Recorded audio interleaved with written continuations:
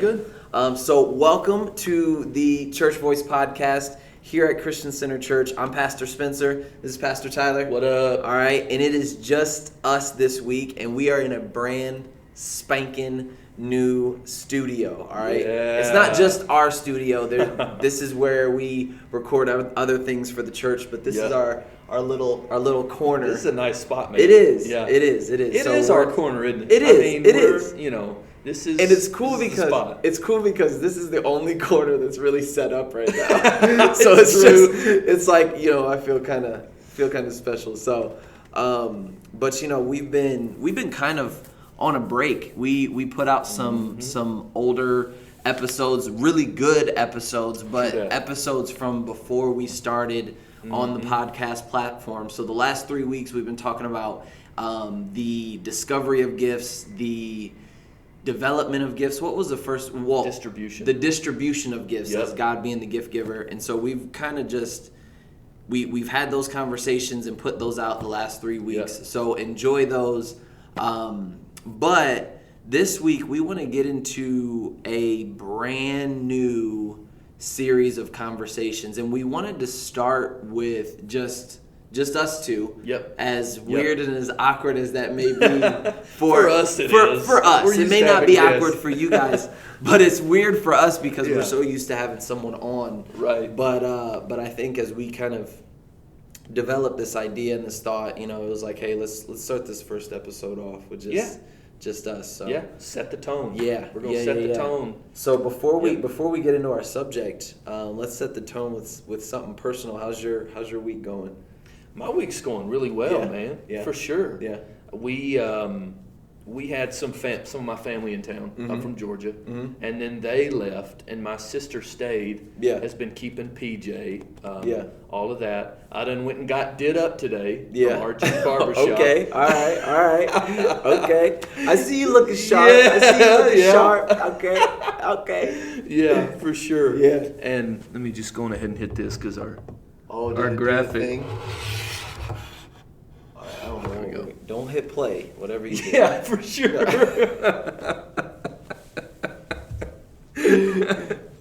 I almost did just to see what happened. Yeah. But yeah, I went to go see him today. RG over on Miami Street. Yeah. Miami Street, He always South Bend, Indiana. Yeah. RGs Barbershop. Shout out to RG and Paul. Shout out. What is it? I don't know. The little horn sound that you make when you shout somebody. No, you don't know that. I don't know what you're talking about. Sorry, go ahead. But no, he hooks you up, man. Usually you don't get the when I've seen, and not that I'm not creeping or anything. It's not like a weird thing. I wouldn't have thought. Sorry, so. because I cut hair kind of on the side and stuff. So I always like when someone gets their hair cut, I always kind of peep what's going on and how they. You've done this before, because when Mary was cutting my hair in the bathroom, I watched the entire thing. It was but you got the top part cut. Yeah. Usually you leave that kind of real scruffy. Yeah, real disciple like. Yeah. Like an apostle. You leave the apostle bush. The apostle bush. That is awesome. So you got the sharp lines, man. Yeah. Yeah.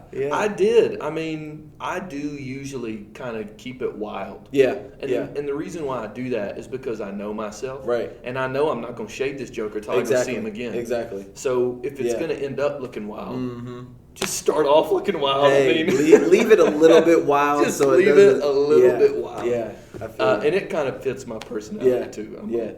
I can go off in a little of the wild bushes sometimes. That's funny. Yeah, that's funny. But no, he did, and he used the straight edge knife on it and all that kind of stuff. And he don't always do that. You got to. For the first time ever. Maybe this is normal to some of y'all. Okay. Yeah. But it's not to me. He did the little chalk thing, the white line. For real? Maybe that's what I'm keeping. I'm like, bro, that is so sharp. Why is it so sharp? Yeah. But he hits you with the chalk line. He did. I didn't know what he was doing. For you've never had that done before? He ain't done it. If he did, I wasn't paying no attention. Yeah. But I mean, he went all the way through. Even had the little. Oh yeah, the little thing looks like the math. Yeah.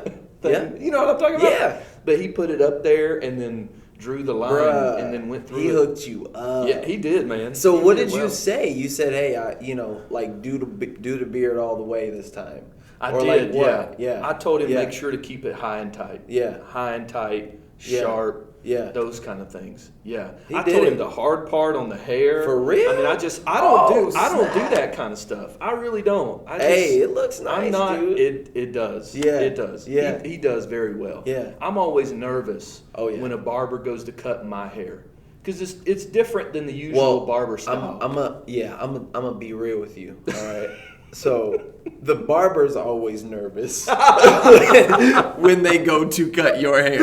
Okay, like I know, and again, RG, I don't know you, you don't know me, but I can almost bet that he's nervous or was nervous when you first started coming. I'm gonna tell you why you're right. Yeah, I'm gonna tell you exactly why you're right. Yeah, he was So what happened? I move here.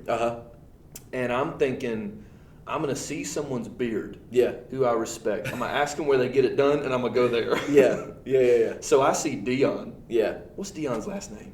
Beard. I'm joking. Is it Henderson? I think Anderson? it's Lax. That's right. I'm not even close. Yeah, not even Who is Dion Anderson? Oh, no. Shout out to Dion Anderson, whoever you are. Whoa. But I saw Dion in the cafe. I tapped him on the shoulder. He turned around and I said, "Hey, dude, where you get your beard done?"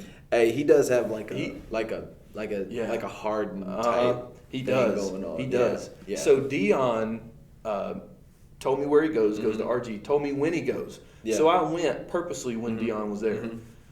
And first of all, Dion goes every Thursday.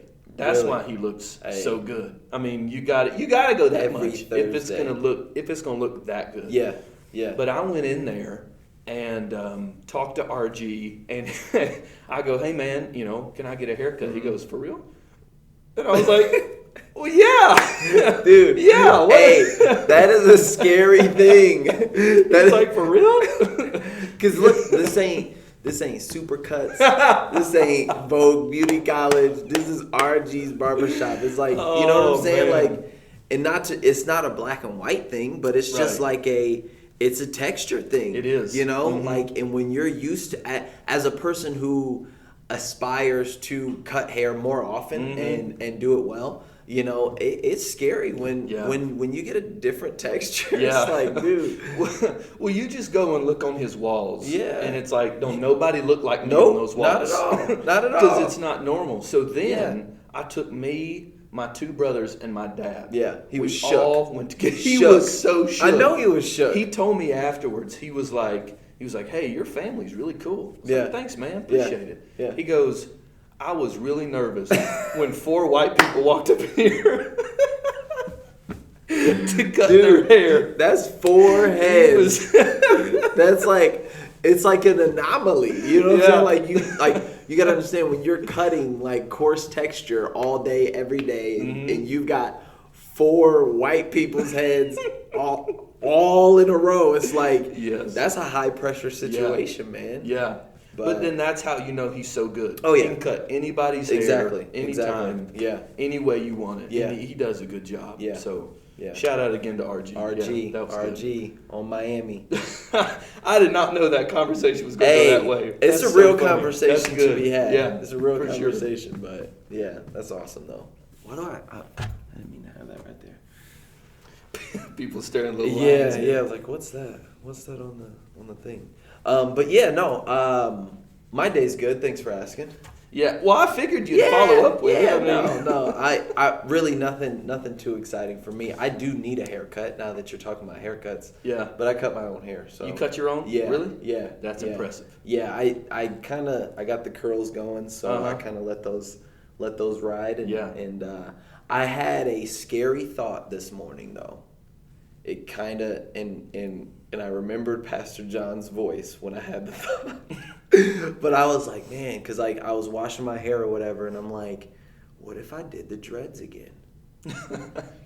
and I remember Pastor John's voice like, nah, that ain't for you. That ain't for you. Like, you know, but I had the thought this morning about the dreads, but I'm just going to let the curls ride out for a little bit. Hey, I'm game. I never saw the dreads. Dude, so they were pretty tight.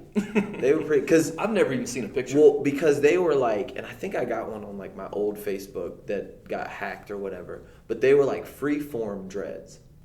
I don't know what that means. And what that means is that it's not going to sound the greatest, but basically at a certain point my hair got really long and curly, and I noticed it starting to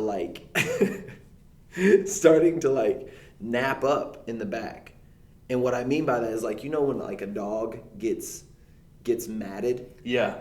It started to do that in the back when it got real long.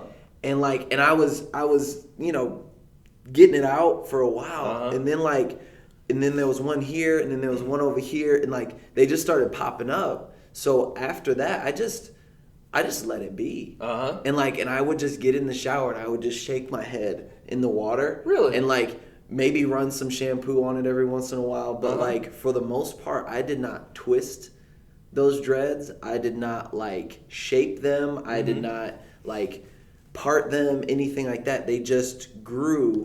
Like once my hair got to a certain length, curls just started coming together. Wow. And it was like, yeah. So they were pretty cool. I'm not gonna lie. I really enjoyed them. So you're so cool. You don't even have to plan to have dreads. No, they just pop up on your head. What's up with that? Anybody with not halfway curly hair, but anybody with curly hair like me, that could happen.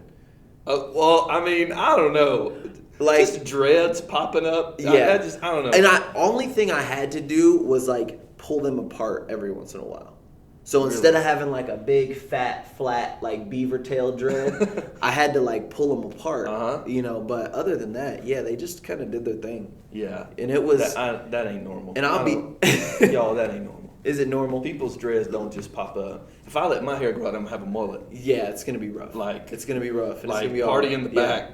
Yeah, it's thin in the front. It was pretty lit, and it's funny because really though, it was the most low maintenance hairstyle I've had. Really? Like over all the time that I had it, it was the most. We got to figure that out. Yeah. To where that graphic stays up. But it was the most low maintenance hairstyle. Like I didn't do anything but get in the shower and literally shake my head like this. Dude, that is awesome. That sounds like every dude's dream. Dude, it was wonderful. It was epic. It was epic. So, that is awesome. Yeah, I enjoyed it. But anyway, that was the one thought I had this morning. But since we're talking about hair and haircuts, so I figured I'd stay with the theme.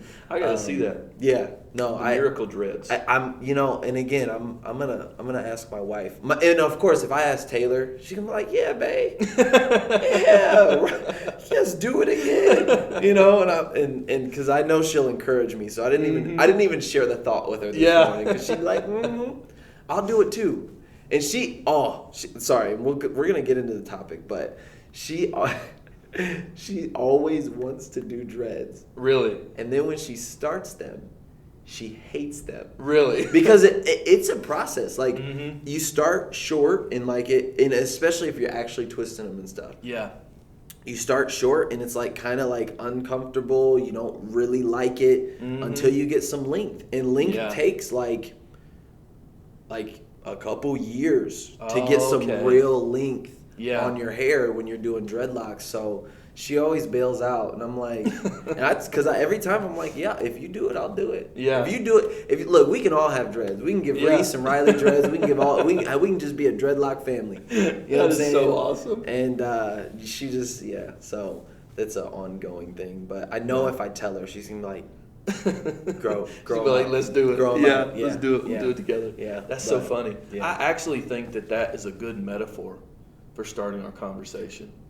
Okay, how? Yeah, so I'm gonna let you segue right into segue. You gotta explain. Okay, segue. Well, obviously we're trying to say segue, but segue is the way that our leader, Pastor Mark, likes to say segue. So we always mess with him, and it's funny because he does it like not thinking. Yeah, you know, exactly. like it's not even like he's intentionally trying to say right. Sedgway, but he just says Sedgway. Yep. So every time that we're transitioning in anything, whether it's like a conversation or whatever, it's like, yeah, this is going to be a good Sedgway. Yep. And so, yeah, we get a good laugh out of that. Yeah, it's true. So go ahead and Sedgway us. You were talking about how great dreads take time. Yeah. That the progress is going to be over this process of time. Yes. And we actually wanted to talk about today spiritual health. Okay. And that's going to be a series of conversations that we're going to have kind of surrounding spiritual health. Yeah. And this is a very thin Sedgway. Yeah. Just like great dreads, a great spiritual life takes time. Yeah.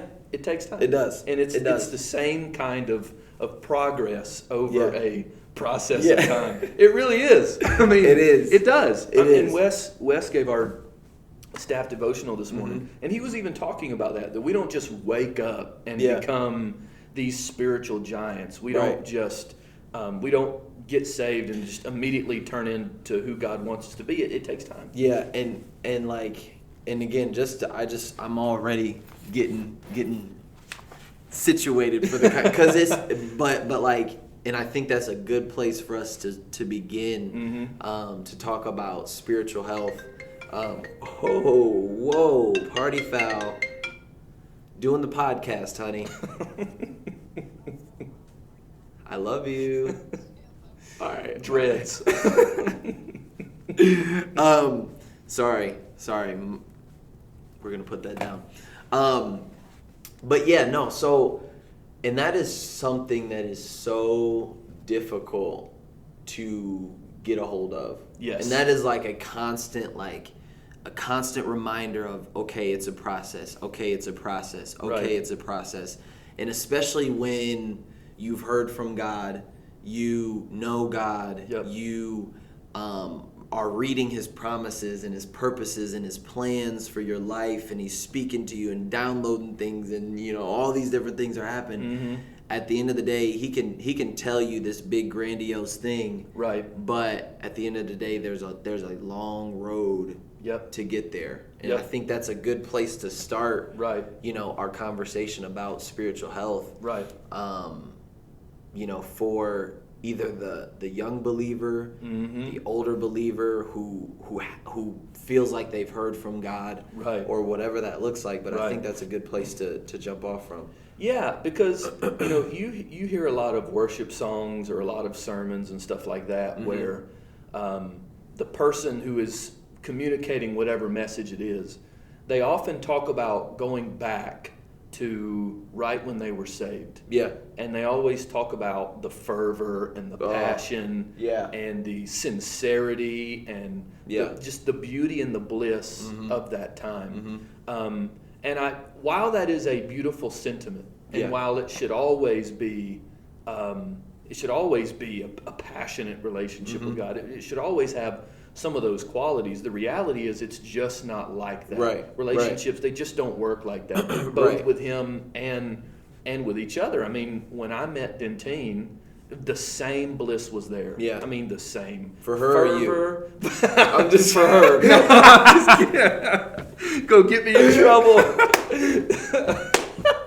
I'm just kidding. No, for both of us. Yeah.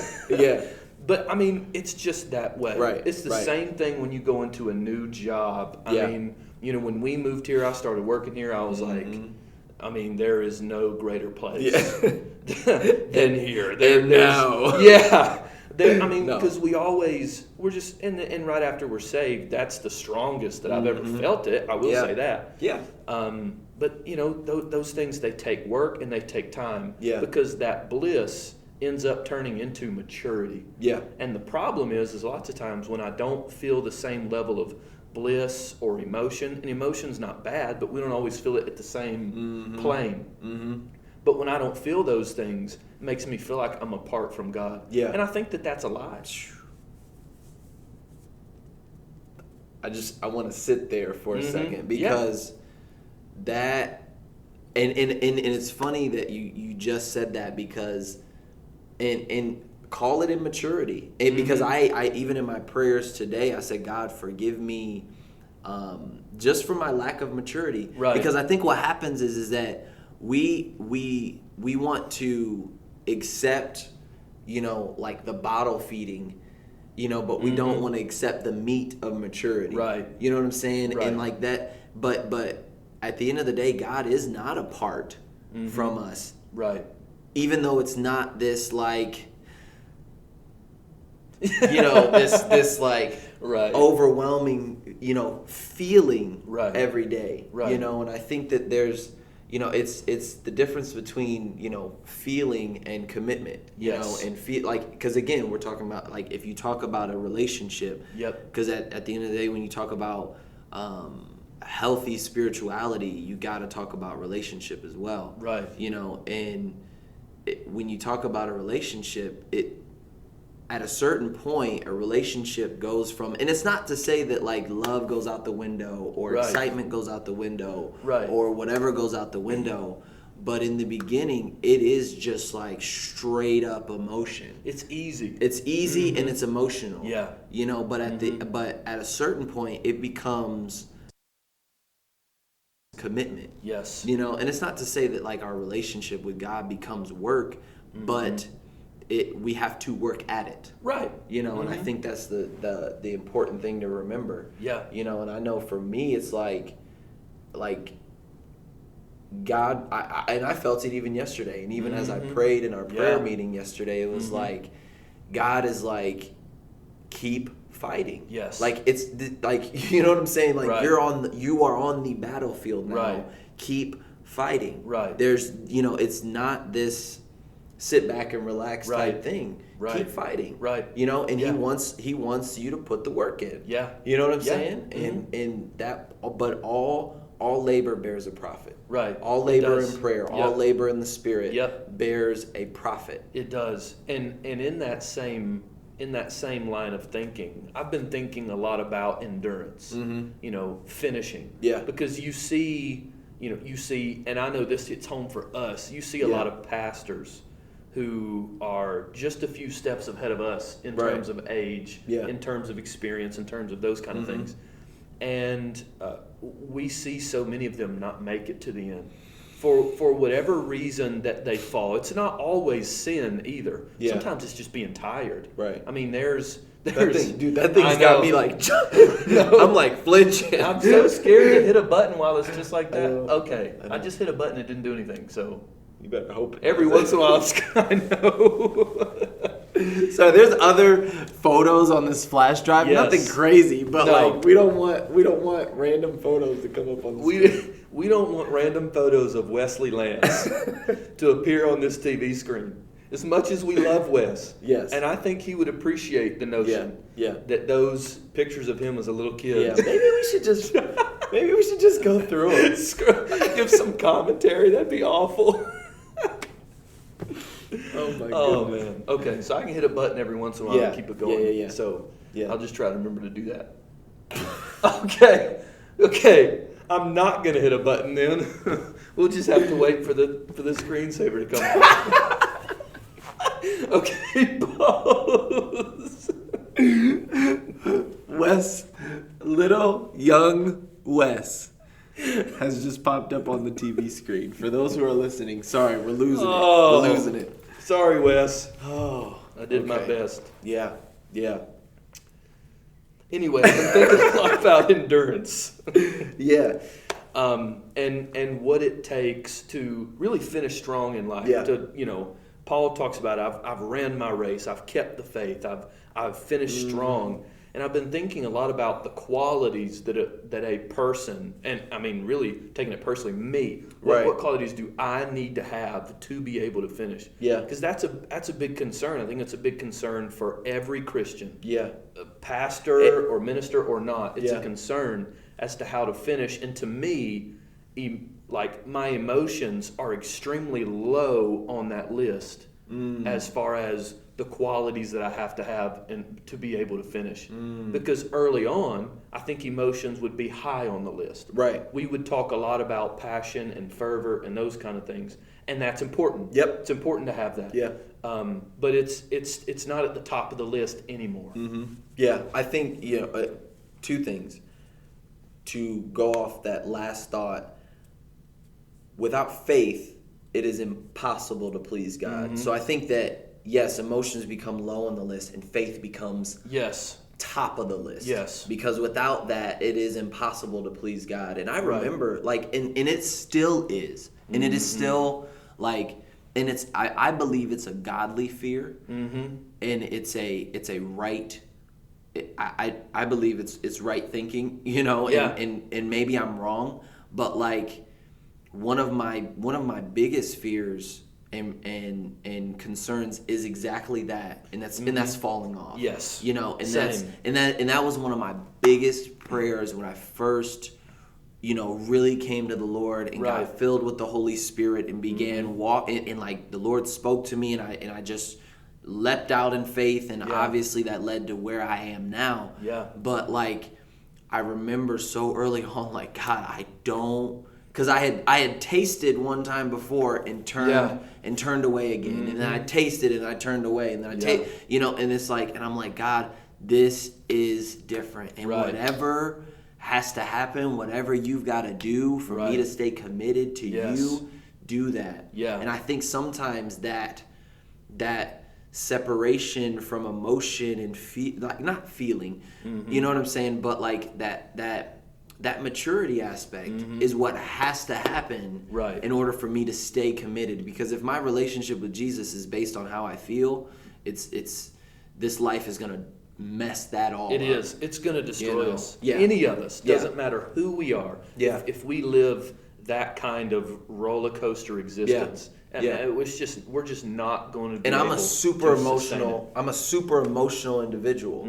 You know what I'm saying? So for me, that is one thing that God is dragging me out of. That's a mindset that he's dragging me out of, and a place that he's dragging me out of. And there are maybe some of you that are listening that feel that same way, where you're more of an emotional, and you respond to the emotion of the Spirit, and that's fine. That's you know totally what I'm saying? Fine. And that's okay. Yep. But you got to understand that that's not what it's all about. Right. That's not the key indicator of spiritual health. Yeah. Absolutely. Yeah. I mean, you even take our pastor's prayer meeting from yesterday. I'm pretty sure at one point we were all crying. Yeah. I mean, we were just all gone. Yeah. Yeah. Gone. And that's great. Right. That's totally great. Yeah. But I don't leave the prayer meeting saying that was impactful and that was meaningful and that something got done because I cried. I cried as a result of it being impactful and of what happened. Yeah. That's not the key indicator to let us know that that's what it was. And see, I come from the opposite point of view. I am not an emotional person. My buddies in college used to joke that I didn't have any tear ducts. Yeah. Because they just never saw me like that. Yeah. And it's not necessarily now that I try to be that way. It's just kind of the way it is. So I come from the other side, that the thing God is dragging me out of is rigid intellectual Christianity. Yeah. So maybe there's some people, just like you were saying, who identify with that rather than the more emotional background and makeup of who we are. Maybe they come from that part where we're prone to, someone's pouring their heart out before God and it doesn't affect us. Yeah. Or God spoke to us and we are afraid of being too emotional, so we don't give it the proper weight that it deserves. Yeah. And both of those are errors. Right. Both of those can get us in trouble. Yeah. And neither one is, again, an indicator of maturity. And I think that's a great segue into what we're going to be talking about the next few weeks. Yeah. Is we're going to be talking about, it's from Pete Scarzero. He has a website called Emotionally Healthy Discipleship. Yeah. It's really great. He's got a couple of books and some courses you can take and assessments and all these kind of things. That's really cool. And calling it Emotionally Healthy Discipleship, it is not all about emotions. No. That is not the perspective that he takes. The perspective he takes is the practices that we need to have in order to finish well, in order to endure, in order to have a healthy spirituality. Yeah. So, and that's what we want to take. That's the direction we want to take for the next couple of weeks, is putting those 6 culture markers, those 6 spiritually healthy indicators, putting them into practice. Yeah, yeah. And that's, I think it's going to be a really, really good conversation. And I actually did. You sent me the short book. Yes. The church. It was like a church leadership discipleship thing. Correct. But by the same author. And I wanted to read, if it's okay. Yeah. Just because it just jumped out at me, and it's such a statement of what it looks like and what we should be focusing on and should be doing. Let me see where it's at. And I want to try, and I can't remember how our conversation the other day got into where it got into, but I want to try to go there too. Yeah, if we can. I'm about to take it there. Okay, here in just good, a second when good, you good, read good. that, because that's my next segue. Yeah. And maybe this will help. But it says, and this is in the introduction of just kind of the short version, just talking about those 6 culture markers. Yeah. Wasn't it only like 17 pages? Yeah, it's super short. Yeah, it's 20 pages. Oh, okay, Yep. 20. Yep. So, I mean, the 6, and this is the title, obviously by Peter Scarzero, 6 marks of a church culture that deeply changes lives. Yes. But he made this sentence, and I thought it was so good. It says, we have to be intentional about taking the chaos of what people bring with them from their very different backgrounds, culture, and families of origin, and shaping it into a radically different culture that operates as a new family of Jesus. Yes. Yep. I thought that was good, so good, and it just broke down that contrast. Yes. Of what that looks like. Right. So because I think a lot of people, I think one of the big criticisms of Christianity has been that the chaos of a world without God and the chaos of a world with God has too often been way too similar. Yeah. And what Pete is saying there, which you just highlighted, is that a world without God has a certain amount of chaos. Yes. The culture, the background we come from, even if we did have a religious heritage that we came from, right. Even there's still dysfunction and still chaos because we're human beings. But life in the new family of Jesus should look different. Very different. Very different. Yeah.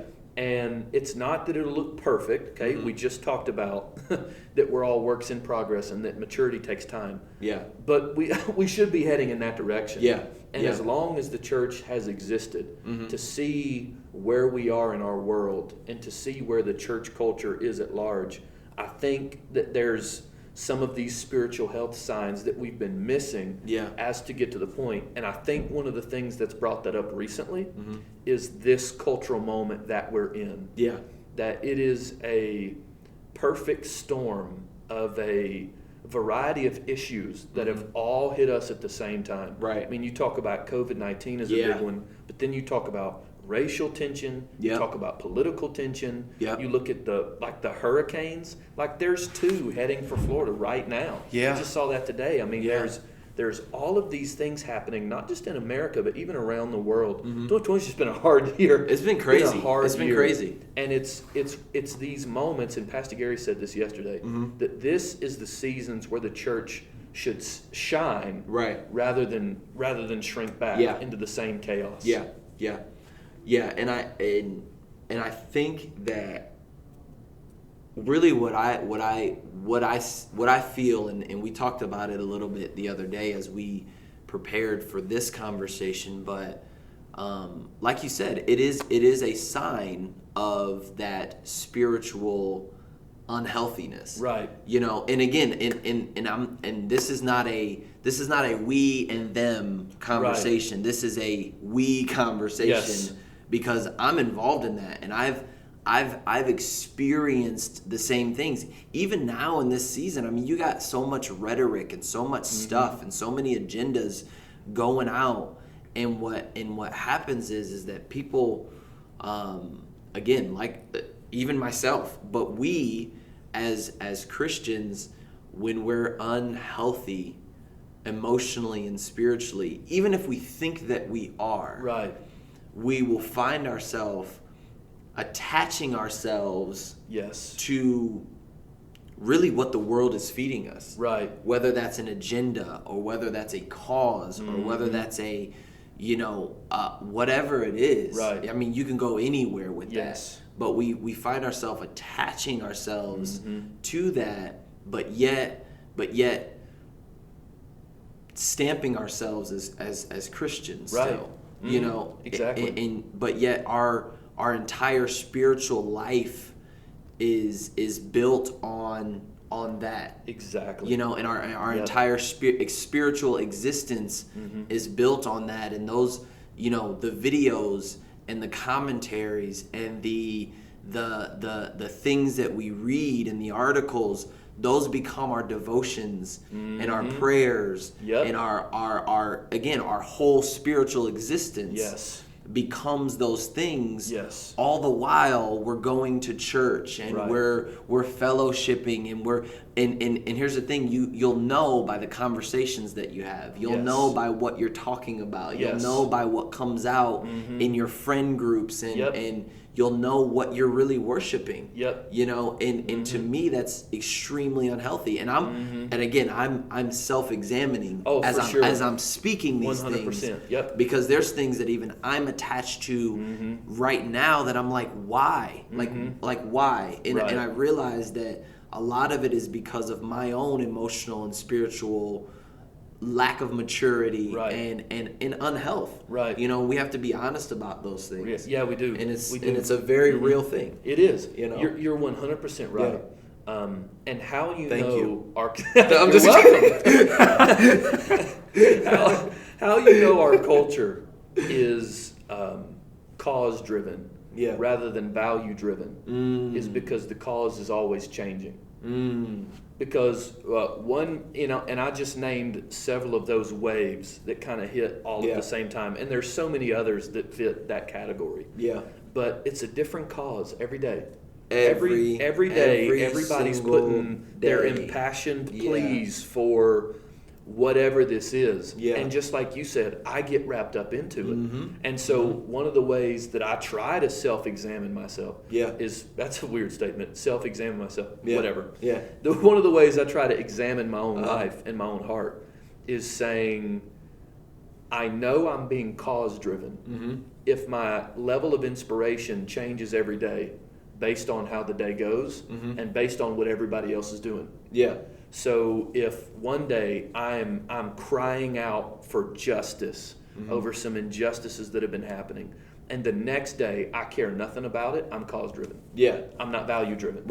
And because values are so much deeper than just simply a cause. And I think it's so easy to get wrapped up in that and thinking that being involved in this cause is somehow going to produce the change that we want to see. And I just don't think that's going to happen. I think we're going to have to change at the level of our values, at this deep level of spiritual health. And I wanted to respond to something you said too, when you talked about that we're all worshiping something. Everybody has a spiritual life. I mean, everybody watching, listening, Christian or not, we all have a spiritual life. It depends on what direction we're headed and what we're worshiping and who is God to us. And it's so interesting to me that in Isaiah 41, God gives Isaiah a prophecy to speak to the gods of the Israelites who would come in. Israel was always worshiping multiple gods a lot of the time, and God was always condemning their idolatry. But one of the ways he did that in Isaiah 41, so God is speaking through Isaiah to these other gods, which is so cool to me. He's addressing something that's not even there. It's just a figment of their imagination, and part of their culture. And God says, okay, tell me what happened in the past. And when I read that, I'm thinking, well, anybody could tell you what happened in the past. And he goes, but then tell me the outcome. So he says, don't just tell me the events that happened in the past. Tell me why they happened and tell me what they produced. So it's important when we look at our world. I think one of the earmarks of discernment that maybe we don't talk about all the time, that I'm just recently really learning about, is being able to see patterns. Not just what happens, but why it happens and what it's producing. And I think it's important, like we were talking about the other day, to kind of examine all of us individually and then corporately as well. Yeah. To examine this cultural moment that we live in and say, okay, what is happening? Why is it, God, why is it happening? Because you only know. Yeah. Obviously, it's a rhetorical question of these false gods. You know what's happening. I don't. So tell me what's happening, why it's happening, and what's it producing? What's it producing in me? What's it producing in our world? Yeah. And I think as we begin to answer those questions, I think that's going to make a big difference in making sure we have the right mindset and the right values as we're living. Yeah, yeah. That's really good. And I want to rewind, and it's not that I heard everything you just said. Sure. And that's, but I don't know why I couldn't get it out of my head once it hit me. Usually I forget things pretty quickly once the conversation continues. But you talked about, and you just hit on it a little bit too. But you talked about causes, versus values, right? And let me ask you this as a deep kind of thinker, do you think that people can make their, do you think that causes can become values to people? Yes. Explain. It depends on the cause, and it depends on the way a person looks at it. Because that's I think because we're past, and it seems to me, because the way that, and again, we're talking about emotional health and spiritual health, mostly spiritual health, but I know that, the book is emotionally healthy, whatever. The two are tied. They are tied. They are tied. Yeah. But when you talk about spiritual health, but I see people, because they're so charged, and like people are willing to die. Oh yeah. For what they're believing now, and it is not God. Right. Nor is a lot of it godly. Right. But that tells me that we are so far past causes. Right. You know what I'm saying? Like if people are willing to die and to, to just like do anything. Right. Those causes have somehow become values. And it's just, and I think that is a scary place. Yes. That this temporal cause has become a value to where really you stake your eternity on it. Right. Yeah, I agree with you. I think it's unhealthy to go from something being a cause to me to becoming a value. Right. I think it's more healthy to go from something is a value to a cause. Because for the reason being is because when something is a cause that comes from a value, it comes from all of my values. And my other values hold the cause in check. But when the cause starts as my base and it becomes a value, it becomes unrestrained. Right. That's why we're seeing this unhealthy, like crazy, obsessive level passion with people have over these causes, because they're not held down with any sort of foundation. And then the cause, and I'm building off of what you're saying, but then the cause is then dictated by whoever is leading the cause. Exactly.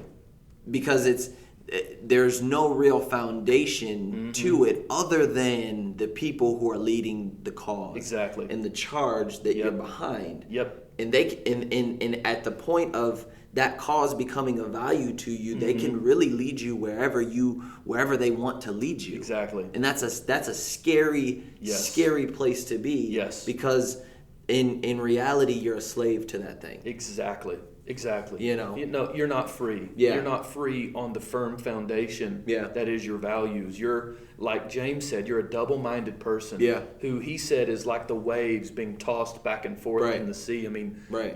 these when I was going to say these people, but really when we become cause-driven, we're just every day the emotions just are dragging us all over the map. Yeah. And there's nothing stable to stand on. Yeah. And I'll tell you this too, that we talked about in our devotion. I actually shared this one many, many months ago when the pandemic had just started. And we were still here at the church, but it wasn't too long after that we started working from home for a few weeks. Right. This was even before Parker was born, so this was 5 months ago or so. And you and I talked about it afterwards, that we had sensed this revolutionary spirit at work in so many people, because I had seen a video, and this is why I brought it up. I had seen a video of when they first asked churches or made the recommendation to not gather. Yeah. And I saw this pastor, I think it was in Louisiana, he was standing on the back of a truck with a megaphone. That sounds like Louisiana. Yeah. I got some family over there. It sounds like what they would do. But so he's standing in the back of a truck. There's this huge crowd of people. They've all got picket signs that are saying different things, and they're just screaming. Yeah. He's screaming stuff. They're screaming stuff. And I'm like, okay, this is not even like a rally. This is not like a gathering. This is not like some kind of demonstration you may have that's all well and good. This is just pandemonium. Yeah. These people are crying out for revolution. It's just like almost, it looked like to me a few steps before what happens when a coup is trying to be staged. Yeah. It really seemed like that. And it was bothersome. Yeah. And you and I had talked about it, about just the way that those emotions can become crying out for this social revolution that really, when it's cause-driven, I'm trying to make everybody bend to what me and my cause believe, and the ethics that we say that they should have, rather than it being value-driven, and that there's this foundation for the culture to stand on that's balanced, rather than fully revolutionary and cause-driven. It's just it's a dangerous place to be. Yeah.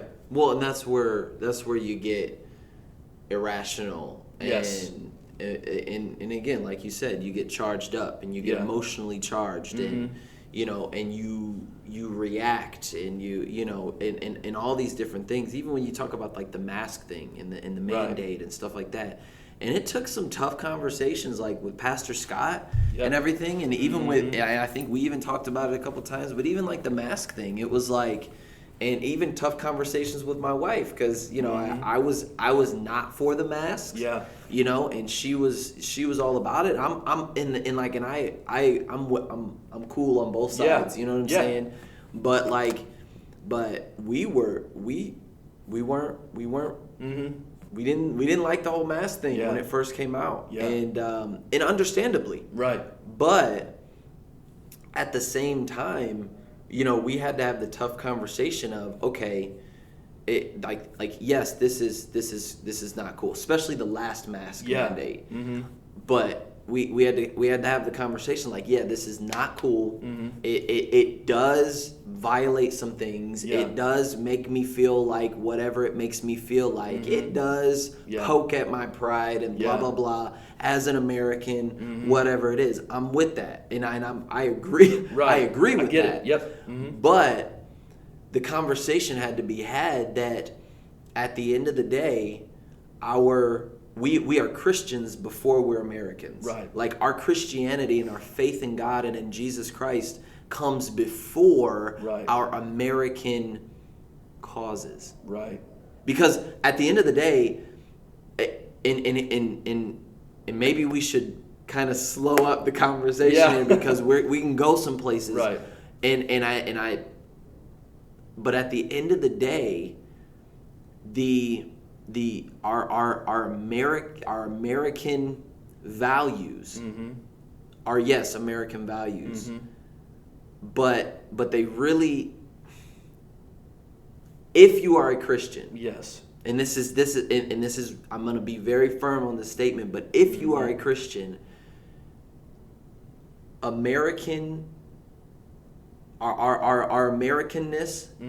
should be our cause based on our Christian values. Yes, 100%. And so our Christianity has to always come first before our American values. Yes. Which those values should really be deemed as causes based on our Christian values. Right. You know what I'm saying? Like, because our values, you can't, like, I agree with the Constitution. I agree with all of it. Yeah. And I'm American. Yeah. You know what I'm saying? And I'm for the American cause. Right. But and maybe that's a good way to think about it. Yes. Is that the, you know, it's the American cause, but Christian values. Yes. You know what I'm saying? Yes. And so we've got to shift those definitions. Yeah, we do. Because again, if you're following just the American cause, and people may not like that I'm saying this, right, but if it's all about the American cause and you negate your Christian values in following that cause, right, you're in the wrong. Yes, you know what I'm saying. Unstable foundation, and it is it is extremely unstable, yes, and it is prideful, right, and God resists the proud. Yes, and it's like we won't see a shift. No, we won't see a change. Mm-hmm. We won't see the gospel revolution right, that we need to see in our country, right, because it is American based and not right, faith based. Right. And I think that's evident in our world right now. Yeah. I think we live in a world that is the amalgamation of taking God out of society and replacing it with causes. Yeah. And here's the thing too, is like the scary part is that if we're not careful, we're doing it in the church. Right. We are. Right.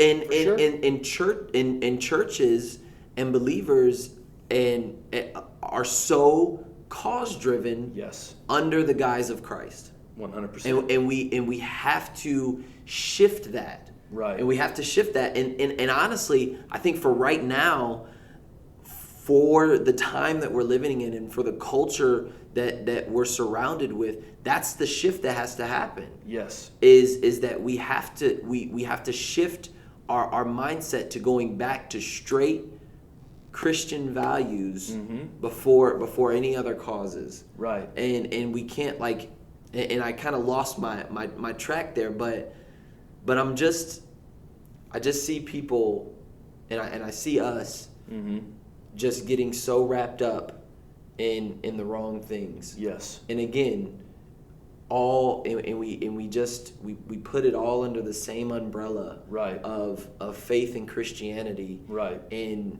I don't think that's what it's supposed to look like. Right. I'll tell you real quick and then we can finish. That's fine. Yeah. This image that I have in my head, and I use this a lot. To talk about life with Jesus in general, but I think even applying this image specifically to our conversation today, that in my mind I'm thinking like there's a big, I know everybody watching can't see it, but there's this big desk over there with all these drawers in there, and I like to think of values as that whole desk, that is the foundation that everything is built on, right, and that each of these drawers are causes that come out from my values, rather than the cause being the right, desk. And right, now everything I'm pulling out of there is just whatever gets me emotional that day, or whatever I'm inspired to think about that day. Yeah. We have to have some sort of other foundation, which means Christian Center Church is one of the drawers that I pull out, because this is the local body that we serve at. Yeah. It's important. Right. We would, we pray for its growth. We cry out for our people, all those things. But our place in the body of Christ comes first. Yep. And that's the value, the unity of the body of Christ. Yeah. And then coming from that is Christian Center Church. So that value-driven life, it applies to everything. Right. Like you said, our American citizenship, our politics, our job, our church, all of it has to come from the foundation Mm-hmm. of Jesus. Yeah. Otherwise, we're building our house on the sand Yeah. rather than building it on the rock. And I think we live in a world right now where we're so prone to build our house on that sand.